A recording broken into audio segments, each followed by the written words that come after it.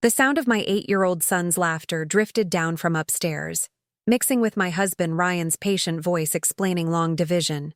It was 7:30 p.m. on a Tuesday in March, and our Denver suburban home smelled like the pot roast I'd made for dinner. Everything was normal. Everything was perfect. Until Ryan's phone, charging on the kitchen counter where I was loading the dishwasher, lit up with a text message. Lauren Mitchell, I miss you. Can't wait for our meeting tomorrow. I stared at the screen, my hands frozen mid-reach for a plate. Lauren Mitchell. I knew that name. She was the marketing director at Ryan's tech company, someone he'd mentioned occasionally over the past year. Lauren thinks we should pivot the Q4 strategy. Lauren's presenting to the board next week. Always professional. Always casual. But I miss you wasn't professional. And the quotation marks around meeting definitely weren't casual. My heart started pounding. I looked toward the stairs, where I could still hear Ryan and our son Noah working through math problems. Ryan's voice was warm, encouraging. That's it, buddy. You're getting it. Now try the next one. He sounded like a good father. He was a good father. Noah adored him, looked up to him, wanted to be just like him when he grew up. So why was his coworker texting him, I miss you? I picked up the phone. I knew Ryan's passcode, E0815, Noah's birthday. We'd never had secrets. At least I thought we hadn't. The phone unlocked, and I opened the message thread with Lauren Mitchell. My stomach dropped with each message I scrolled through. Lauren, 2 weeks ago. Last night was amazing. I keep replaying it in my mind. Ryan, me too. But we have to be more careful. Emma can't find out. Emma, me, his wife of 10 years, the mother of his child. I kept scrolling, my hands shaking. Lauren, last week. When are you going to tell her? I'm tired of hiding. Ryan, soon. I just need to figure out the right time. Noah's so young. This is going to be hard on him. They were talking about our son, about how their affair was going to affect our 8-year-old boy. I scrolled further back. The messages went back 3 months. 3 months of stolen moments, late work meetings, business trips that maybe weren't entirely business. 3 months of Ryan lying to my face while tucking Noah into bed and kissing me goodnight. The most recent exchange was from this afternoon. Lauren, tomorrow at 2? Same hotel? Ryan, perfect. I told Emma I have a client lunch. We'll have 3 hours. 3 hours. While I was home working my remote marketing job and planning to pick up Noah from school, Ryan would be in a hotel room with Lauren Mitchell. I heard footsteps on the stairs. Ryan was coming down. I quickly placed his phone back on the counter exactly where it had been and returned to loading the dishwasher, my movements mechanical. Noah's finishing the last few problems on his own, Ryan said, walking into the kitchen. He looked the same as always. Tall, brown hair slightly graying at 36, wearing the casual sweater and jeans he'd changed into after work. My husband, Noah's father, a stranger who'd been lying to me for 3 months. That's great, I managed to say, my voice surprisingly steady. He's really improving at math. He is. He just needed someone to break it down step by step. Ryan grabbed a beer from the fridge. How was your day? How was my day? I wanted to scream. I wanted to throw every dish in the dishwasher at his head. I wanted to demand answers, to make him explain how he could help our son with homework while planning to betray our family tomorrow at 2 p.m. But Noah was upstairs. Noah, who worshipped his father. Noah, who couldn't know about any of this until I figured out how to handle it. Fine, I said. Busy. The campaign for the Peterson account is due Friday. You'll nail it. You always do. He kissed the top of my head, and I had to force myself not to flinch. I have to work through lunch tomorrow, by the way. Client meeting. Might run until 3 or so. The lie came so easily to him. So smoothly. How many times had he done this? How many client meetings and late nights at the office had actually been him with Lauren? No problem, I said. I'll pick up Noah. After Ryan went into the living room to watch TV, I stood at the sink, gripping the counter, trying to think clearly. I needed a plan. I needed to be smart about this. I pulled out my own phone and texted my best friend Jess. Me, can you talk? It's important. Jess, give me 10 minutes. putting kids to bed. Those 10 minutes felt like an eternity. I finished the dishes, checked on Noah, who was proudly showing me his completed homework, and got him ready for bed. Ryan read him his bedtime story, their nightly ritual. I stood in the doorway watching, seeing it all with new eyes. Ryan's phone buzzed in his pocket during the story. He ignored it, focused on Noah. But I knew it was probably Lauren, missing him, counting down to their meeting tomorrow. After Noah was asleep, I went to our bedroom and called Jess. "What's wrong?" she asked immediately. "You sound weird." "Ryan's having an affair." The words felt surreal coming out of my mouth. I found messages on his phone with someone from work. It's been going on for 3 months. "Oh my God, Emma, are you sure?" "Completely sure." Text messages, plans to meet at a hotel tomorrow during his client lunch. Everything. I paced our bedroom, this room where Ryan and I had slept together for 8 years, where we'd made love, where we'd whispered about our dreams for Noah's future. "Jess, what do I do? We have a child. I can't just blow up our family." "But you can't just ignore it either." "I know. I need to think strategically, for Noah's sake." I looked at the family photos on our dresser. Our wedding, Noah's birth, last summer's vacation to Yellowstone. Tomorrow they're meeting at 2 p.m. He thinks I don't know. Are you going to confront him? I don't know. Maybe. But I need proof first. Something more than just text messages he could try to explain away. "What are you thinking?" An idea was forming. Risky, maybe crazy, but clear. "I'm thinking I show up at that hotel tomorrow. I catch them together. Then he can't lie about it." "Emma, that's going to be brutal." "Not as brutal as 3 more months of being lied to. Not as brutal as finding out even later, when Noah's older and more aware." I took a deep breath. I need to do this tomorrow, while I'm still angry enough to be strong. After hanging up with Jess, I went back downstairs. Ryan was watching basketball, scrolling through his phone, probably texting Lauren. "I'm going to bed," I said. "Headache. Want me to bring you anything?" "No, I just need sleep." In our bedroom, I pulled out my laptop and started researching. Divorce lawyers in Denver. Colorado custody laws. How to protect Noah through this. My marketing brain kicked in. I was good at strategy, at planning campaigns, at seeing several moves ahead. I could apply those same skills here. I also looked up the hotel Ryan had mentioned in his texts with Lauren, the Hilton downtown, not far from his office. Easy to slip away during lunch. At midnight, Ryan came to bed. He kissed my shoulder, whispered, "Love you," and fell asleep within minutes. I lay awake beside him, staring at the ceiling, planning tomorrow. I woke up at 6 a.m. before Ryan's alarm. I'd barely slept. I went through our normal morning routine on autopilot, making breakfast, packing Noah's lunch, getting him ready for school. "Daddy, can you help me with my science project tonight?" Noah asked over cereal. "Of course, buddy," Ryan said, ruffling his hair. "What's it about?" "Volcanoes.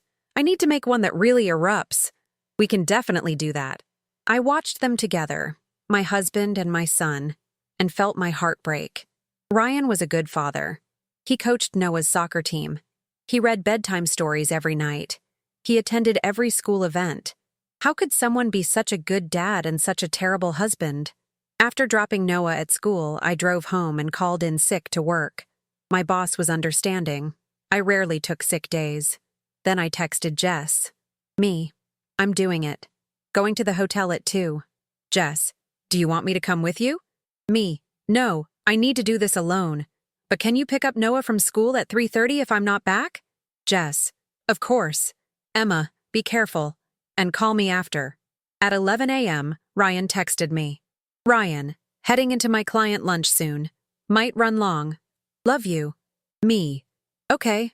Love you too." The lie felt bitter on my tongue, but I needed him to think everything was normal. At 1:45, I drove downtown to the Hilton. I parked in the garage and sat in my car, my hands gripping the steering wheel. Was I really doing this? Was I really about to walk in and confront my husband and his mistress? Yes. Yes, I was. Because Noah deserved better than a father who lied. I deserved better than a husband who cheated. And I needed to see the truth with my own eyes before I decided how to move forward. At 1:58, I walked into the hotel lobby. It was a nice place, upscale but not overly fancy. The kind of place where business travelers stayed, the kind of place where people having affairs could blend in. I found a seat in the lobby bar with a clear view of the elevators and the front desk. I ordered a coffee I didn't drink and waited. At 2:07, Ryan walked in. He looked around quickly, checking to make sure he didn't recognize anyone, and headed straight for the elevators. My heart was pounding so hard I could hear it. At 2:12, a woman walked in. Tall, blonde, probably early 30s, professional-looking in a pencil skirt and blazer. She didn't check in at the front desk. She knew where she was going. Lauren Mitchell. Had to be. She went straight to the elevators. I waited 2 minutes, then followed. I watched the elevator numbers. It stopped on the 5th floor. I took the next elevator up, my heart racing. The hallway was quiet, carpeted, lined with identical doors. I walked slowly, listening. Then I heard it. Ryan's laugh, coming from room 512. And a woman's voice, too quiet to make out words. I stood outside the door for a long moment, my hand raised to knock. This was it. Once I knocked, there was no going back. Our marriage would be over. Noah's family would be broken. But it was already broken. I was just acknowledging reality. I knocked. 3 sharp raps. The voices inside went silent. Footsteps approached. The door opened a crack, and Ryan's face appeared. When he saw me, all the color drained from his face. "Emma? What? How?" I pushed the door open. The hotel room was generic. King bed, desk, TV. Lauren sat on the edge of the bed, her blouse partially unbuttoned, her face frozen in horror. "Hi," I said, my voice eerily calm. "Sorry to interrupt your client meeting. Emma, this isn't... We were just... Don't." I held up my hand. "Don't insult me by lying. I read your texts, Ryan. All of them. I know about the affair. I know it's been going on for 3 months. I know you were planning to tell me soon." I looked at Lauren. "And you must be Lauren Mitchell, the marketing director who misses my husband." She stood up quickly, fumbling with her buttons. "Mrs. Hoffman, I'm so sorry. Are you? Or are you sorry you got caught?" I turned back to Ryan. "I texted you from your phone last night. After I read everything. I told her you were busy parenting. Because you were. You were helping our 8-year-old son with his homework while planning to betray our family today." Ryan looked like he might be sick. "Emma, please. Can we talk about this at home? Not here?" "Why? Embarrassed? Uncomfortable? Good. You should be." I walked further into the room. 3 months. You looked me in the eye every day for 3 months and lied. You kissed Noah goodnight and read him stories while you were sleeping with her. What kind of father does that? "A father who made a terrible mistake," Ryan said, his voice breaking. "Emma, I love you. I love Noah. It was stupid and selfish and I regret it." "You regret getting caught. That's not the same thing." I looked at Lauren again. "Do you have children?" She shook her head. "Then you can't possibly understand what you've been part of destroying. You weren't just having an affair with a married man. You were helping break apart a child's family." "I didn't think about it that way," she whispered. "Clearly." I pulled out my phone and held it up. "Smile. I want to remember this moment." "Emma, don't..." Ryan started. I took a photo of them both, standing there in the hotel room, guilty and exposed. "For my lawyer," I explained. "Colorado might be a no-fault divorce state, but I want documentation of everything. Just in case." "Divorce?" Ryan's face crumpled. "Emma, please don't make any decisions right now. We can work through this.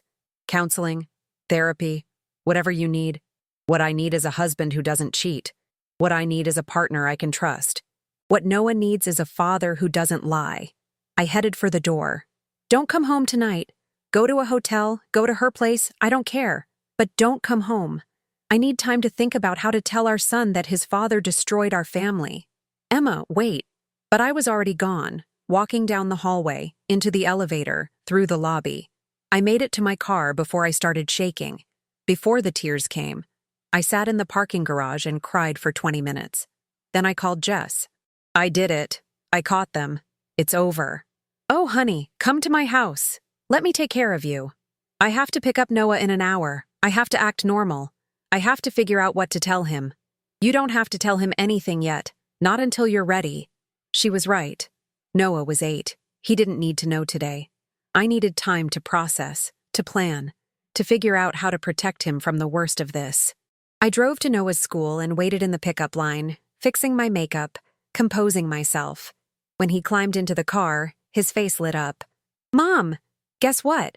I got 100 on my spelling test. That's amazing, sweetie. I forced enthusiasm into my voice. I'm so proud of you. Can we get ice cream to celebrate? Dad said we could work on the volcano tonight. My heart clenched. Maybe tomorrow for ice cream.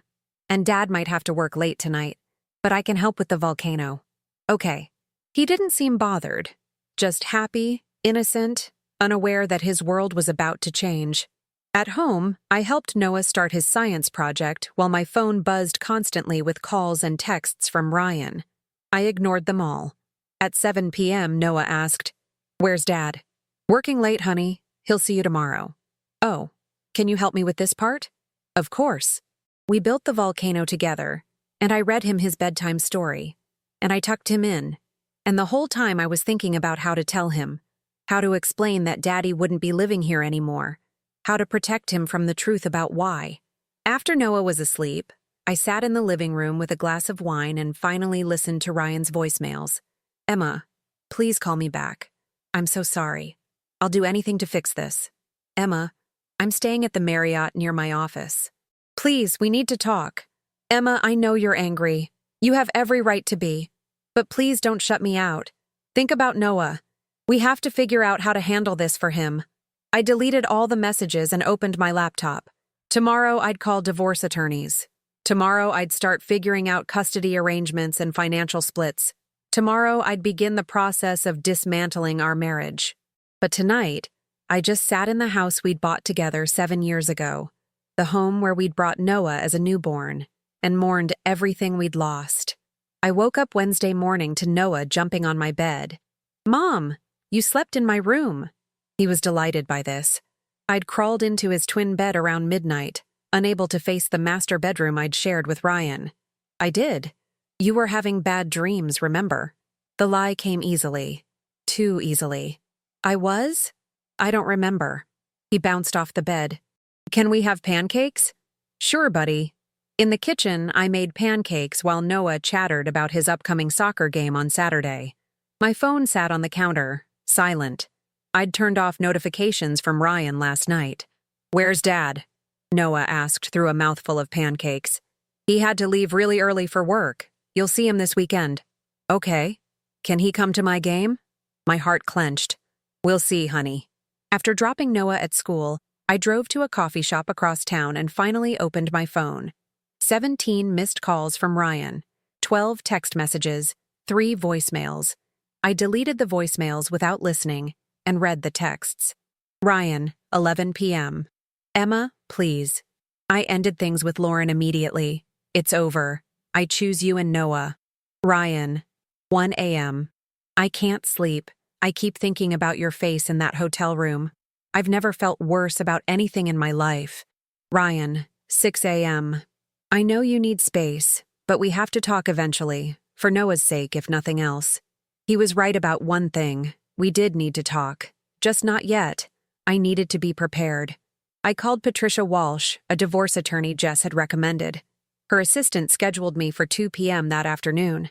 Then I called my boss, Sarah, and told her I needed the rest of the week off. "Is everything okay?" she asked, concern in her voice. "Family emergency. I'll explain later. Take whatever time you need. The Peterson campaign can wait." At 2 p.m., I sat in Patricia Walsh's office, a space designed to be both professional and comforting. Patricia herself was a woman in her 50s with shrewd eyes and a kind smile. "Mrs. Hoffman, thank you for coming in. Tell me what's going on." I told her everything, the text messages, the affair, catching them at the hotel. I showed her the photo I'd taken and screenshots of Ryan's messages with Lauren. Patricia took notes, occasionally asking clarifying questions. When I finished, she sat back in her chair. "First, I'm sorry you're going through this. Second, you're handling this remarkably well. A lot of clients come in here completely emotional, unable to think clearly. You're already 3 steps ahead. I'm a strategist by training. I just applied those skills to this situation. Good. That'll serve you well. She pulled out a folder. Colorado is a no-fault divorce state, which means the affair doesn't technically impact the legal proceedings.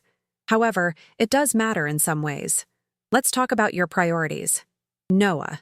Everything else is secondary. As it should be. Tell me about your custody preference. I want primary physical custody. Ryan can have regular visitation, but Noah's home should be with me. Patricia nodded. That's reasonable, especially given that you've been the primary caregiver. What's your work situation? I work remotely as a marketing director. Flexible hours. I make about $95,000 a year. And Ryan? He's a VP at a tech company. Makes around $180,000. So he's the higher earner. That means you'd likely be entitled to child support and possibly spousal maintenance, at least temporarily. We spent the next hour discussing finances, property division, and custody arrangements. Patricia explained the process, the timeline, the costs. I'm going to give you homework, she said at the end. Document everything. Every interaction with Ryan, every expense, every childcare responsibility. Keep a journal. If this gets contentious, we want a clear record. It won't get contentious. Ryan's guilty. He knows it. People surprise you in divorce. Even guilty parties fight sometimes. Be prepared. After leaving Patricia's office, I drove to Jess's house. She answered the door with open arms. How are you holding up? I don't know. Numb, mostly. I followed her into her kitchen. I met with a divorce attorney today. Filed the paperwork. Wow, you're moving fast. I have to. Every day I wait is another day of lying to Noah. I need to get ahead of this. Control the narrative. Jess poured us both wine even though it was only 4 p.m. Have you talked to Ryan? No, and I don't plan to until I have to. What's there to say? He cheated. I caught him. It's over. But Emma, you guys have been together 12 years. Married for 10. Don't you think you owe it to that history to at least hear him out? He had 3 months to tell me the truth. He chose to keep lying. I sipped the wine. Jess, you didn't see his face in that hotel room. He wasn't sorry he did it. He was sorry he got caught. Maybe. Or maybe he's genuinely remorseful and you're too hurt to see it. Whose side are you on? Yours. Always yours. I'm just playing devil's advocate because someone needs to. She reached across the table and took my hand. Emma, I'm not saying you should stay with him. I'm saying make sure you're making this decision from a clear place, not just from anger. I'm not angry. I'm done. There's a difference. But was I done? That night, after putting Noah to bed, I sat in the dark living room thinking about Jess's words. 12 years of history, 10 years of marriage, a child together.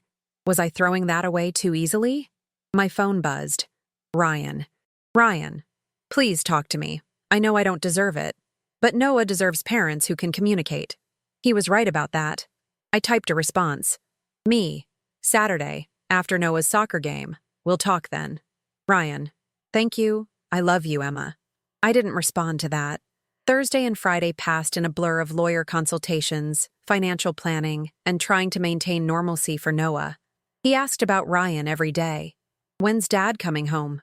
Soon, honey. He's just really busy with work. Can I call him? Of course. I handed Noah my phone, and he FaceTimed Ryan. Watching them talk, Noah excited about his volcano project, Ryan engaged and enthusiastic, made my chest tight. Ryan was a good father. He'd always been a good father. That's what made this so complicated. Saturday arrived gray and cold. Perfect Colorado spring weather. Noah's soccer game was at 10 a.m. I'd texted Ryan the details, and he'd promised to be there. He arrived 10 minutes early, looking exhausted. Dark circles under his eyes, rumpled clothes, like he hadn't slept in days. Emma, he said quietly as I set up my folding chair on the sideline. Not now. After the game. Okay. How is he? How's Noah doing? He's fine. He thinks you're just working a lot. Good. That's good. Ryan paused. Thank you for not telling him yet, for protecting him. I didn't respond, just watched as Noah spotted Ryan and ran over, face lighting up. Dad, you came! Of course I came, buddy. Wouldn't miss your game. Ryan hugged him tight, and I saw tears in his eyes. The game started. Noah played midfield, running back and forth with intense focus. Ryan and I stood 10 feet apart, both cheering for our son, both pretending everything was normal. Noah's team won 3-2. Afterward, Noah was thrilled, talking nonstop about the game as I drove us to get pizza, a post-game tradition. Ryan followed in his car. At the restaurant, we sat in our usual booth, Noah between us, and it was almost like old times, almost like our family wasn't falling apart. Can Dad come home now? Noah asked, reaching for a slice of pepperoni. Ryan and I exchanged glances. Soon, I said vaguely. Finish your pizza. After lunch, I sent Noah home with Ryan for a few hours while Jess and I went to her house to talk. You ready for this conversation? She asked. No, but it has to happen. At 4 p.m., Jess drove me back to my house, where Ryan was helping Noah with homework at the kitchen table, a scene that had been normal just 5 days ago and now felt like a memory from another life. Noah, why don't you go play in your room for a bit? I said. Dad and I need to talk about grown-up stuff. Okay. He ran off, happy and oblivious. Ryan and I sat at the kitchen table, the space between us feeling vast. Talk, I said. Ryan took a deep breath. I don't know where to start. I'm sorry doesn't begin to cover it. What I did was unforgivable. You're right. It was. I ended things with Lauren completely. I told her it was a mistake, that I love my family. She's looking for a new job. She doesn't want to make this harder by working at the same company. How considerate of her. Ryan flinched at my tone. Emma, I know you're angry. I'm not angry, Ryan. I'm done. I filed for divorce on Wednesday. His face went white. What? I met with an attorney. Filed the paperwork. You should be served early next week. Emma, please don't do this. We can work through this. Counseling, therapy, whatever it takes. I don't want to work through this. I don't want to spend years rebuilding trust that you destroyed. I don't want to wonder every time you're late from work or on a business trip. I met his eyes. I deserve better than that. Noah deserves better than parents who stay together out of obligation. I love you. I love our family. This was a mistake, a terrible mistake, but it doesn't have to end our marriage. You made it end when you started sleeping with Lauren. You just didn't realize it yet. Ryan stood up, pacing. What about Noah? You're willing to put him through a divorce? Break up his family? You already broke up his family. I'm just acknowledging reality.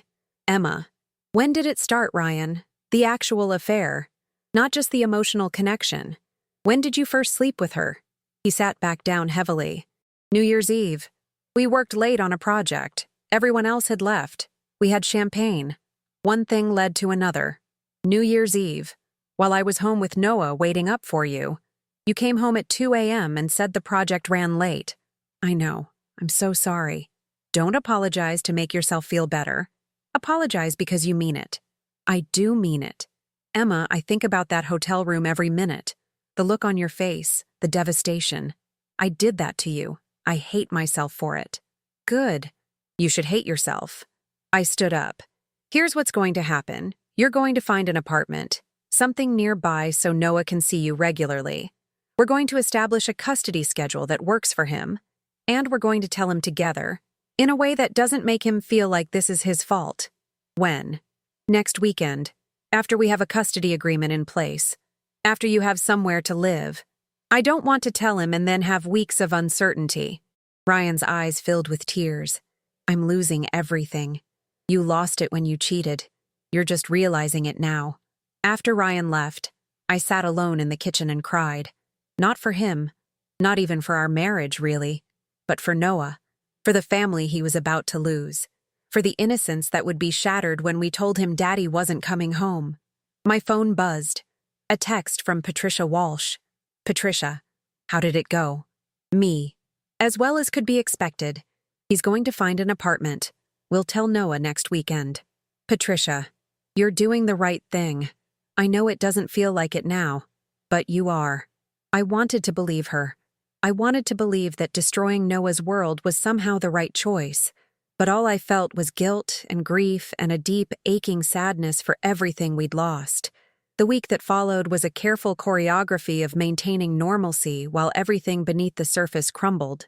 I worked from home, attended Noah's school events, made dinners, helped with homework, all while communicating with Ryan through terse text messages about apartment hunting and custody schedules. Ryan. Found a 2-bedroom in Highlands, close to Noah's school. Can he have his own room there? Me? Yes. Make it feel like home for him. Ryan. When are we telling him? Me? Sunday. After we finalize the custody agreement with the lawyers. Patricia had been working with Ryan's attorney, a man named David Chen, who seemed as exhausted by this as everyone else. They'd hammered out a preliminary custody agreement. I'd have primary physical custody. Ryan would have Noah every other weekend, and one night per week, holidays would alternate. It was clean, practical, the kind of arrangement that looked good on paper, but would be devastating for an 8-year-old to understand. On Thursday afternoon, my phone rang. Unknown number with a Denver area code. Hello? Mrs. Hoffman? This is Jennifer Hartley from Mountain View Elementary. I'm the school counselor. My stomach dropped. Is Noah okay? He's fine physically, but one of his teachers expressed concern about some recent behavioral changes. He's been withdrawn in class, not participating as much. I was hoping we could schedule a time to talk. Behavioral changes? Since when? The past week or so. Has anything changed at home? I closed my eyes. Of course Noah had noticed. He was perceptive, sensitive. He'd picked up on the tension, even though we'd tried to hide it. His father and I are separating, I said quietly. We haven't told Noah yet, but he's probably sensing something's wrong. I see. That would certainly explain it. Mrs. Hoffman, I'd like to meet with you and your husband together, if possible, before you tell Noah. I can provide some guidance on how to approach the conversation in an age-appropriate way. We scheduled a meeting for Friday afternoon. I texted Ryan. Me, Noah's school counselor, wants to meet with us. Tomorrow at 3, he's been acting withdrawn in class. Ryan. Oh God. He knows something's wrong. Me. Of course he knows. We just haven't told him what yet. Friday at 3 p.m., Ryan and I sat in Jennifer Hartley's office, a space decorated with children's artwork and comfortable chairs. She was a woman in her 40s with kind eyes and a calm demeanor. Thank you both for coming. I know this must be a difficult time. How bad is it? I asked. Noah's behavior. Not terrible. Just noticeable. He's quieter, less engaged. During free time yesterday, he drew a picture of a house split in half. When his teacher asked about it, he said he didn't know why he drew it. Ryan made a sound like he'd been punched. Jennifer continued, Children Noah's age are incredibly perceptive. Even if you haven't told him explicitly, he's picking up on tension, changes in routine, emotional distance. It's manifesting in his behavior. We're planning to tell him Sunday, I said. We wanted to have everything arranged first. Custody schedule, living arrangements. That's understandable, but I'd suggest telling him sooner rather than later. The uncertainty is harder on children than the truth, even when the truth is painful. She pulled out some papers. I've prepared some guidelines for talking to children about divorce. The key points are, be honest but age-appropriate. Reassure him that both parents love him, emphasize that nothing is his fault, and maintain as much routine and stability as possible. Ryan was crying openly now. We're destroying him.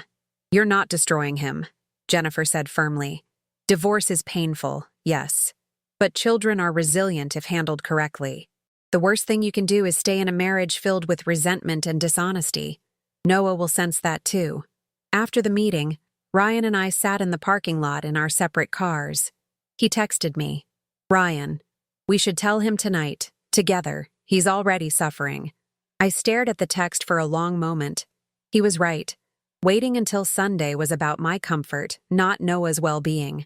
Me. Okay, come to the house at 7, after dinner. Ryan. Thank you. At home, I made Noah's favorite dinner, chicken nuggets and mac and cheese, comfort food for what would be a hard night.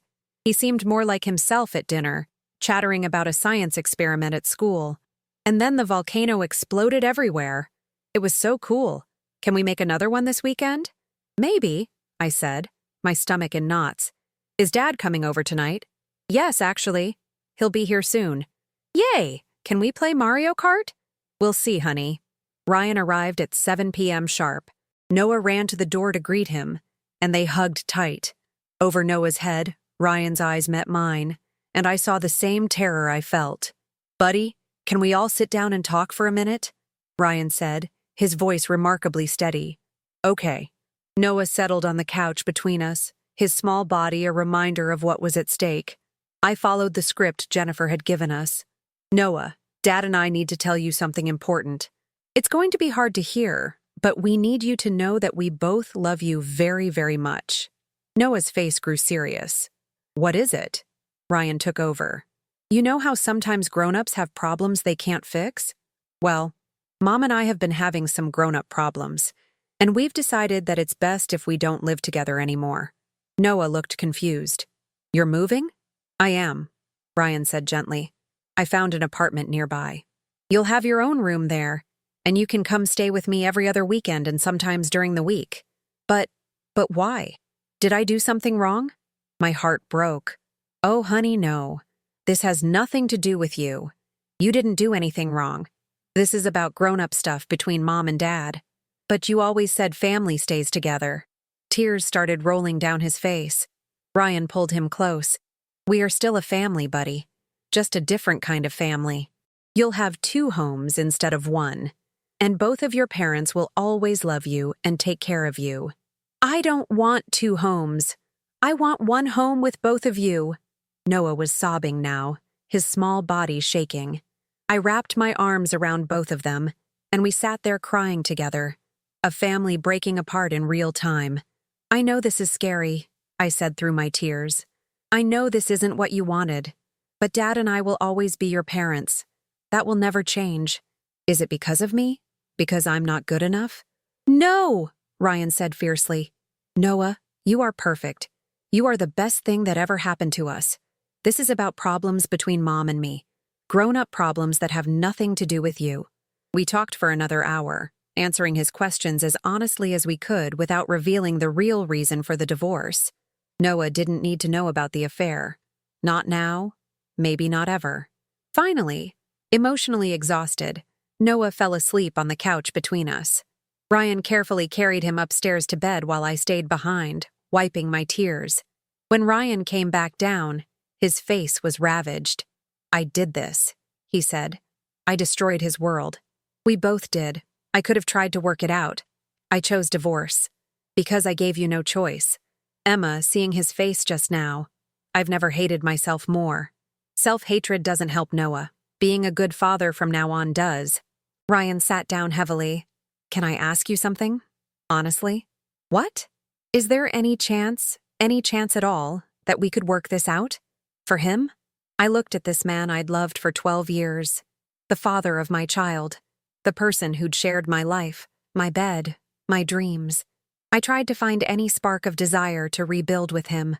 All I felt was exhaustion. No, I said quietly. I'm sorry, but no.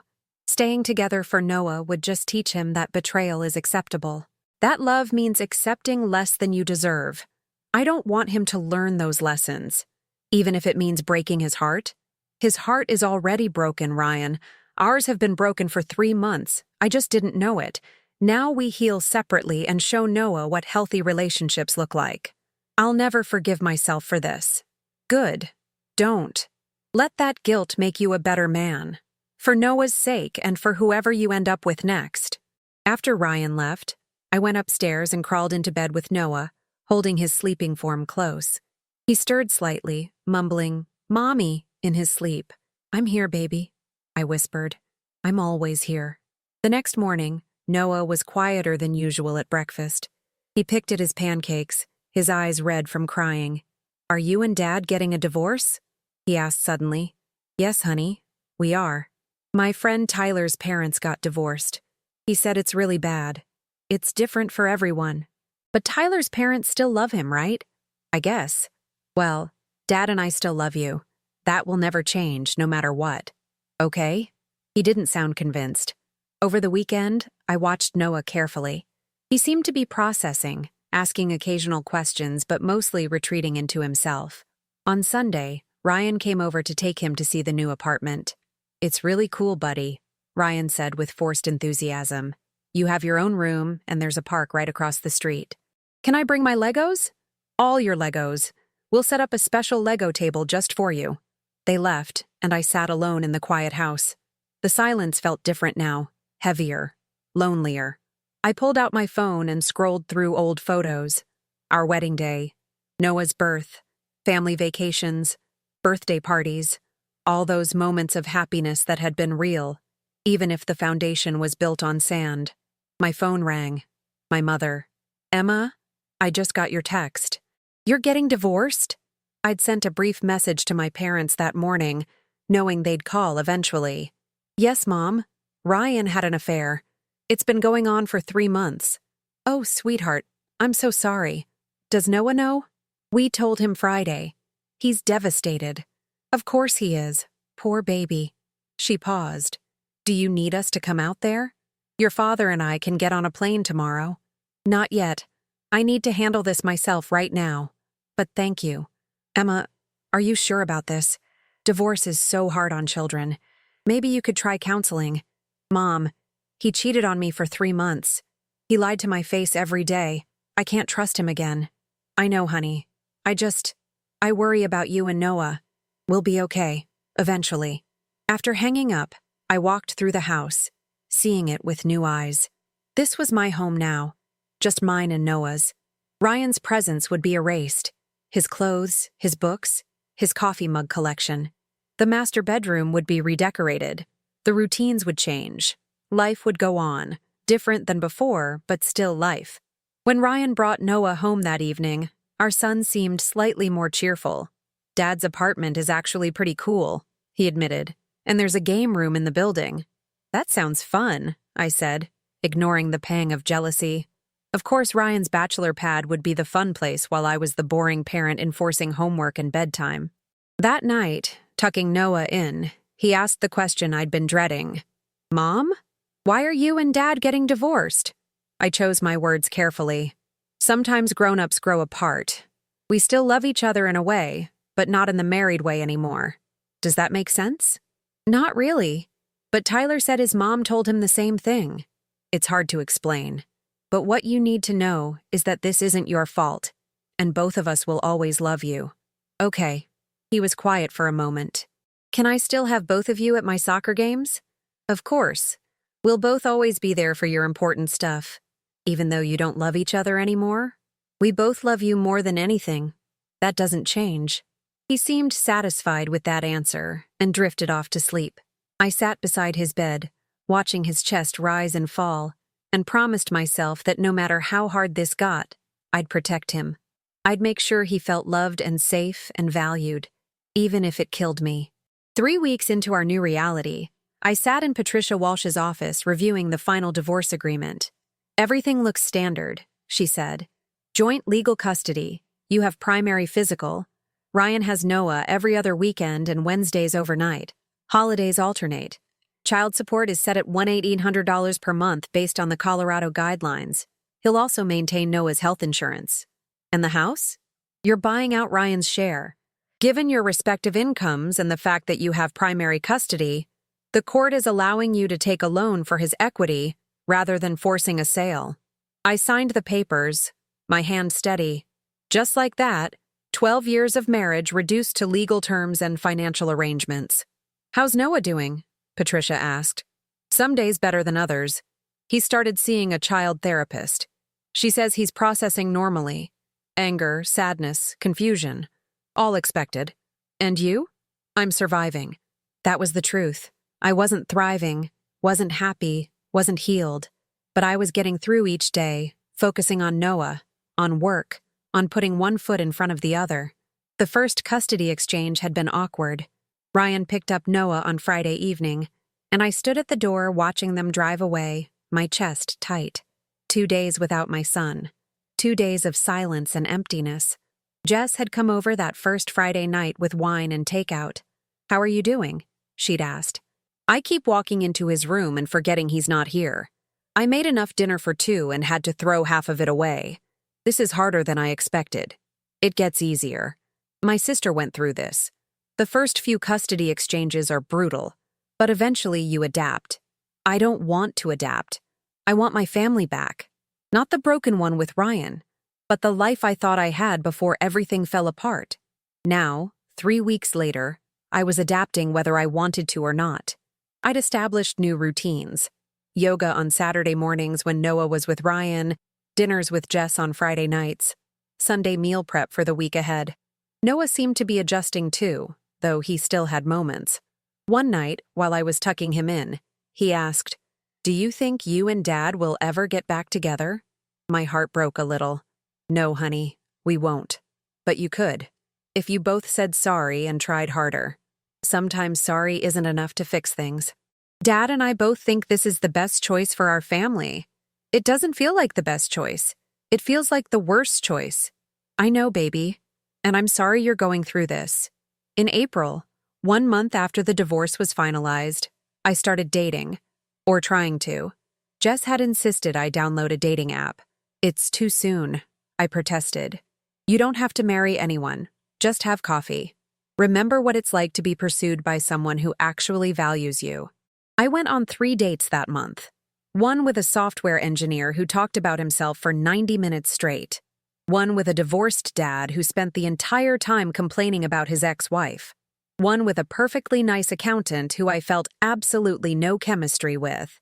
"This is depressing," I told Jess. "I'm not ready." "Then stop. There's no timeline. Do what feels right for you." What felt right was focusing on Noah. His therapist had recommended we do special activities together, just the two of us. So we started a tradition, Adventure Saturdays, when Noah was with me. We'd explore a new hiking trail, try a new restaurant, visit a museum.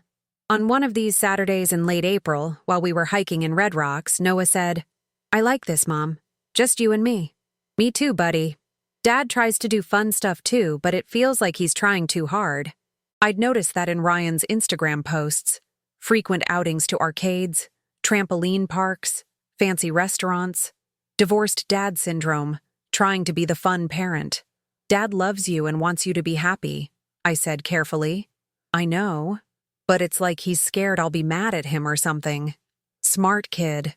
Ryan was scared. Scared of losing Noah's love. Scared of the consequences of his actions. In May, Ryan started dating Lauren again. Noah mentioned it casually on a Wednesday night. "Dad has a new friend. Her name is Lauren. She's nice." My stomach dropped. "Oh? How do you know her?" "She came to Dad's apartment last weekend. They ordered pizza and watched a movie with me." I kept my voice neutral. "That sounds fun." But inside, I was furious. Ryan had introduced Noah to his mistress, the woman he'd had an affair with, without even telling me first. After Noah went to bed, I called Ryan. "You introduced Noah to Lauren?" I said without preamble. "Emma, we agreed to talk before introducing Noah to any romantic partners. We put that in the custody agreement." "I know, and I'm sorry, it just happened." She stopped by unexpectedly. "Nothing with Lauren has ever been unexpected. You've been planning every encounter for months." "That's not fair." "Fair? You want to talk about fair? You had an affair with this woman, and now you're bringing her around our 8-year-old son?" "Emma, I love her. We're trying to make it work. Noah's going to be part of my life, and so is she." "You love her." I laughed bitterly. "You loved your family too, but that didn't stop you from destroying it." "I know you're angry." "I'm not angry. I'm concerned about Noah. He doesn't need to meet your girlfriend. He's still processing the divorce. He seemed fine with her. They played video games together." "Of course he seemed fine. He's 8. He doesn't understand that this is the woman who helped break up his parents' marriage." "Lauren didn't break up our marriage. I did. My choices, my actions. Then show some judgment with those choices. Keep your personal life separate from Noah until he's had more time to adjust." "I'll consider that." "No, Ryan, you'll do that. Or I'll go back to the lawyers and we'll revisit the custody arrangement." I hung up before he could respond, shaking with anger. Jess came over that night after I texted her an SOS. "He did what?" She was as outraged as I was. Introduced Noah to his mistress like it's completely normal. Like she's just some woman he's dating and not the person he destroyed our family for. Can you do anything legally? Not really. The custody agreement says we're supposed to communicate about introducing partners, but it's not legally enforceable. I'd have to prove she's harmful to Noah, which she's not. She's just there. This is so messed up. Welcome to my life. Over the next few weeks, Noah mentioned Lauren more frequently. She was at Ryan's apartment often. They went to movies together. She helped Noah with art projects. She's really good at drawing, Noah said one night. She showed me how to do perspective. I smiled through gritted teeth. That's nice, honey. Inside, I wanted to scream. Ryan got to move on, got to play happy family with the woman he'd left me for. Meanwhile, I was alone, trying to rebuild a life I hadn't asked to lose. In June, 3 months post-divorce, I finally felt ready to try therapy for myself. I'd been so focused on Noah's well-being that I'd ignored my own.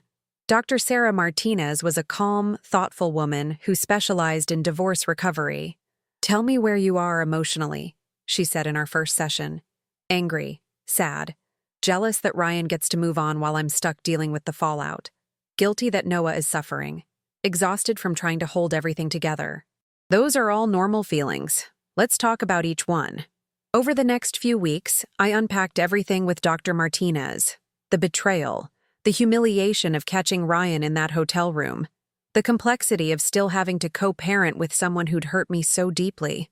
I hate that I still care what he does, I admitted in one session. I shouldn't care that he's with Lauren. I left him, but it still hurts. You didn't leave him because you stopped loving him. You left because he violated your trust. Those feelings don't just disappear. How long until they do? There's no timeline, but they will fade. Eventually, you'll be indifferent. That's the real sign you've healed, when his choices don't affect your emotional state. I wasn't there yet, but I was working toward it. In July, Noah's school year ended. Ryan and I had to negotiate summer custody, a nightmare of conflicting schedules and Noah's soccer camp and my work travel. "I want to take him to visit my parents in Wisconsin for a week," Ryan said during one of our coordination calls. "Fine, but I want the last 2 weeks of August.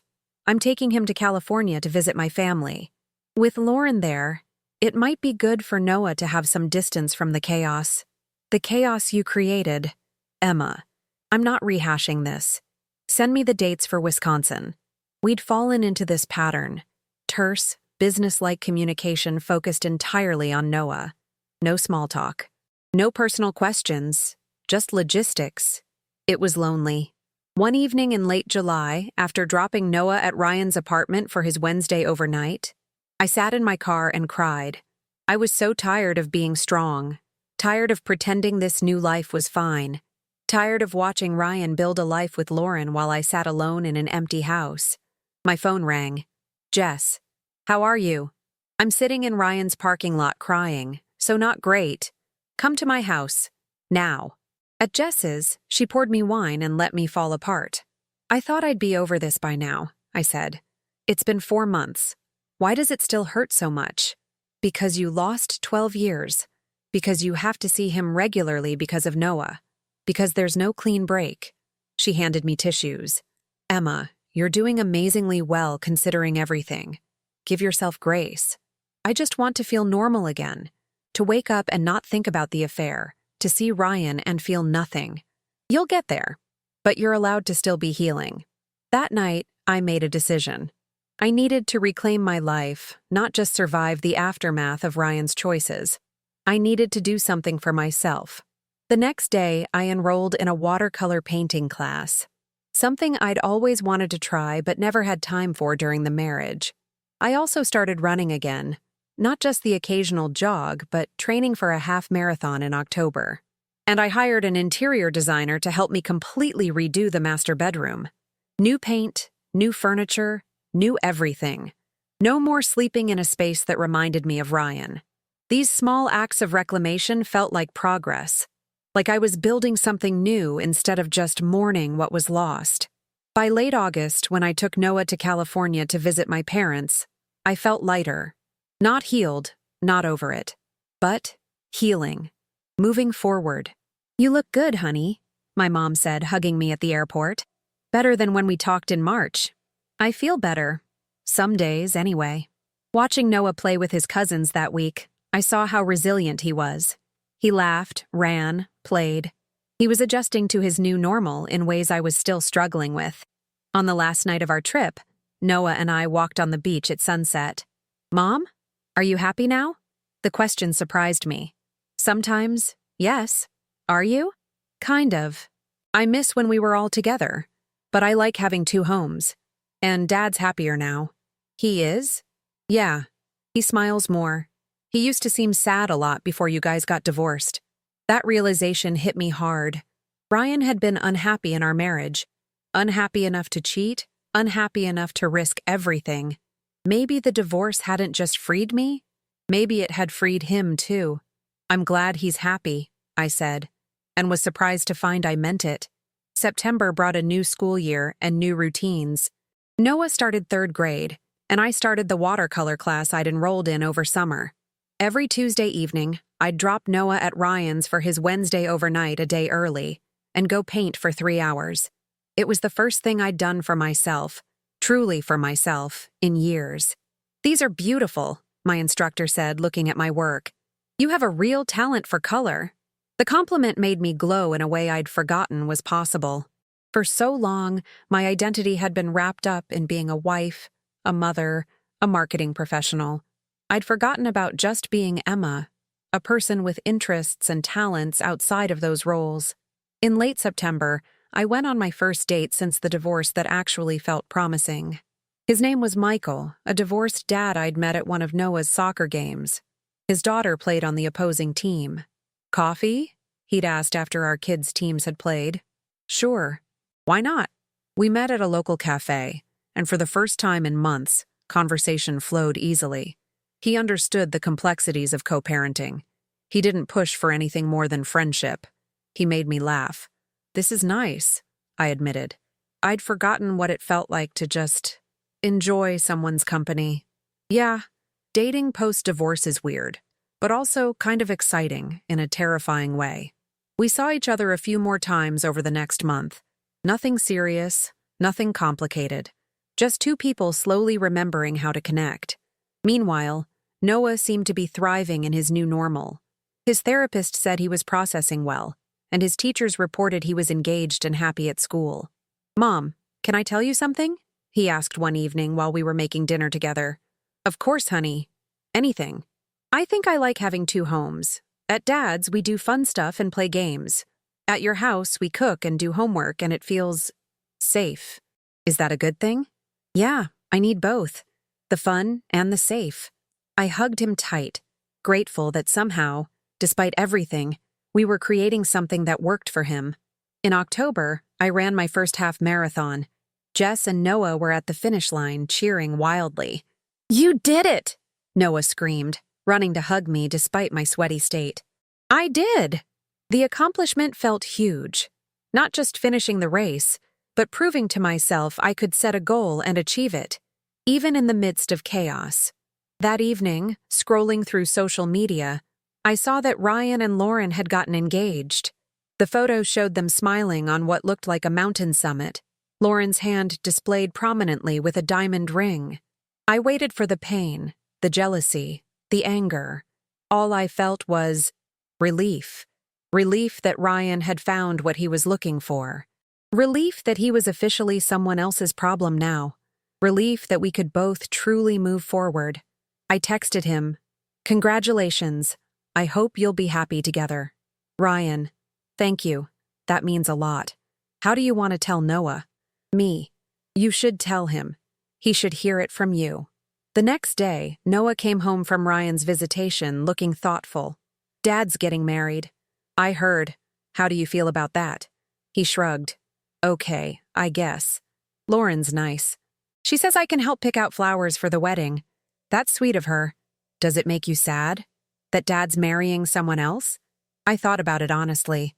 A little sad about what we lost, but not sad about him moving on. We both deserve to be happy, just not together. "Are you happy, Mom?" "Getting there, buddy. Definitely getting there." In November, I was promoted at work. A new title and significant raise. My boss called to congratulate me. "Emma, your work this year has been exceptional. Despite everything you've been going through personally, you've never dropped the ball. That's the kind of dedication we value. The promotion meant I could finally afford to refinish the basement, creating a playroom for Noah and a home office for me that wasn't the kitchen table. I also started planning a trip to Europe for the following summer. Just me and Noah, exploring London and Paris together. A new adventure, a new chapter.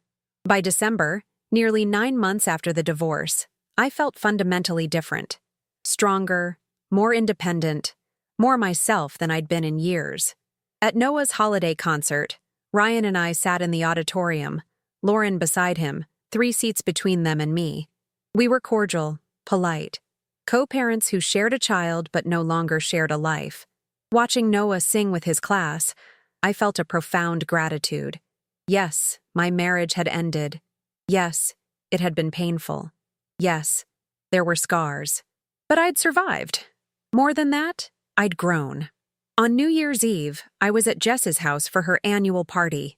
Michael was there too, and we'd been seeing each other more regularly. Still casual, still taking it slow, but building something real. As midnight approached, Jess raised a toast. To new beginnings. To Emma, who showed us all what strength looks like. To surviving the worst and coming out better. Everyone raised their glasses. I felt tears in my eyes. Good tears this time. At midnight, Michael kissed me gently. Happy New Year, Emma. Happy New Year. A year ago, I'd been helping Noah with homework while Ryan texted his mistress. A year ago, I'd been in a marriage I didn't know was dying. A year ago, I'd been someone else entirely. Now I was Emma Bennett. I'd taken back my maiden name. Single mother, marketing director, amateur artist, half-marathon runner, woman rebuilding her life with intention and grace. The journey hadn't been easy. There had been days I didn't think I'd make it. Nights I'd cried myself to sleep. Moments I'd wanted to give up. But I hadn't given up. I'd kept going, kept fighting, kept building. And the life I'd built, messy and imperfect as it was mine. In January, Ryan's wedding was scheduled. Noah was going to be the ring bearer. Will you come? Ryan asked during a custody exchange. I know it's weird, but Noah would probably appreciate both his parents being there. I thought about it. A year ago, the idea would have destroyed me. Now, I'll think about it. In the end, I went. I sat in the back row of the church, watching Ryan marry the woman he'd left me for. Lauren looked beautiful. Ryan looked happy. Noah looked proud in his little tux, taking his role seriously. And I felt okay. Not happy for them exactly, but accepting. This was their life now, and I had mine. At the reception, Noah ran up to me. Thanks for coming, Mom. It means a lot. Of course, sweetheart. Anything for you. Michael had offered to come with me, but I'd declined. This was something I needed to do alone. Prove to myself that I'd truly moved on. Leaving the reception early, I drove through Denver's snowy streets thinking about the past year. All the pain, all the growth, all the hard-won lessons. I'd learned that I was stronger than I thought, that I could survive betrayal and come out whole, that ending something broken wasn't failure. It was wisdom. I'd learned that being alone wasn't the same as being lonely, that I could build a full, rich life without a partner. I'd learned that healing wasn't linear. Some days were harder than others, and that was okay. Most importantly, I'd learned that I didn't need Ryan or anyone else to complete me. I was already complete. My phone buzzed. A text from Michael. Michael, how was it? Me. Surprisingly okay. I'm heading home. Want to come over for a movie? Noah's at Ryan's tonight. Michael. I'd love that. Driving home, I thought about how different my life was from what I'd imagined a year ago. I'd thought I'd be married forever, thought Ryan and I would grow old together, thought our family was unbreakable. I'd been wrong about all of it. But in being wrong, in having my life completely upended, I'd found something unexpected. Myself. Not Emma the wife, not Emma the mother, though I'd always be that. But Emma the individual, a woman with dreams and goals and desires that had nothing to do with anyone else. At home, I changed out of my dress and into comfortable clothes. While waiting for Michael, I pulled out my watercolor supplies and painted. The image that emerged was of a house split in two. One half in darkness, one half in light. It wasn't subtle, but it was honest. The darkness was my past. The betrayal, the pain, the divorce. The light was my future. Uncertain, but full of possibility. I was still standing in the doorway between the two, one foot in each. But I was facing the light. When Michael arrived, we curled up on the couch with wine and a movie. His arm around me felt comfortable, safe. Not like Ryan's had. I'd never have that history, that shared past with anyone else. But maybe that was okay. Maybe building something new, without all that baggage, was exactly what I needed. "You seem peaceful," Michael observed. "Different from the woman I met in September." "I feel different. Like I've finally accepted that my old life is gone and my new life is mine to create." That's profound. Divorce will do that to you. Force you to figure out who you are without the person you thought you'd be with forever. Worth it, though? The pain, the growth, all of it? I thought about his question seriously. Ask me a year ago and I would have said no. Ask me today? Yes. Absolutely worth it. I like who I'm becoming. Later that night, after Michael left and I was getting ready for bed, I looked at myself in the mirror. Really looked. I saw a 36-year-old woman with laugh lines starting to form, a few gray hairs at the temples, a scar on my chin from a childhood bike accident. I saw someone who'd survived the worst year of her life and come out standing. I saw Emma Bennett, flawed, healing, strong, complete. And for the first time in a long time, I liked what I saw. My phone buzzed one last time. A text from Noah. "Noah, love you, Mom. Thanks for coming to the wedding. You're the best." Me. "Love you too, sweetheart. See you tomorrow." I set down my phone and climbed into bed. The bed in the room I'd completely redecorated. In the house that was now just mine. In the life I'd built from the ruins of my marriage. Tomorrow I'd wake up and go to work and pick up Noah and make dinner and help with homework. The ordinary rhythms of single parenthood. But underneath that ordinary life was something extraordinary. Freedom. The freedom to be myself, to choose my own path, to build a life based on what I wanted rather than what I thought I should want. Ryan's coworker had texted, "I miss you," on a Tuesday evening 9 months ago, while my husband was helping our son with homework. I'd replied, "He's busy parenting," setting in motion a chain of events that destroyed my marriage, but freed my life. I didn't thank Ryan for his betrayal. Betrayal is never a gift. But I thanked myself for being brave enough to leave, for choosing self-respect over comfort, for showing Noah what it meant to value yourself even when it hurt. And as I drifted off to sleep, I thought about the future. Uncertain, unwritten, full of possibility. Whatever came next, I'd face it the same way I'd faced the past year, with strength, with grace, and with the unshakable knowledge that I was enough, more than enough, exactly enough.